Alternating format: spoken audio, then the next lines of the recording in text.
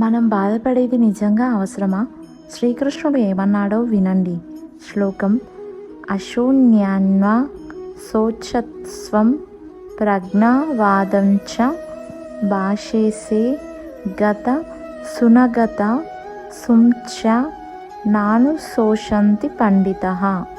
అంటే శ్రీకృష్ణుడు అర్జునుడికి చెబుతున్నాడు, నువ్వు బాధపడకూడని విషయాలపై బాధపడుతున్నావు, జ్ఞానులల్లా మాట్లాడుతున్నావు, కానీ నిజమైన పండితులు జీవించి ఉన్నవారి కోసమైనా చనిపోయిన వారి కోసమైనా బాధపడరు. అంటే జీవితంలో లైఫ్ డెత్ అనేది న్యాచురల్, దానిపై ఎక్కువగా బాధపడకూడదు. మన జీవితంలో కూడా మనం కంట్రోల్లో లేని విషయాలపైన ఎక్కువగా బాధపడితే లైఫ్ ఫార్వర్డ్ అవ్వదు. యాక్సెప్ట్ చేసి ప్రజెంట్లో స్ట్రాంగ్గా ఉండాలి. మీరు కంట్రోల్ లేని విషయాల గురించి ఇంకా బాధపడుతున్నారా? మీ అభిప్రాయాలను కామెంట్లో తెలపండి. ఇలాగే ప్రతిరోజు భగవద్గీత శ్లోకాలను సింపుల్గా తెలుసుకుందాం.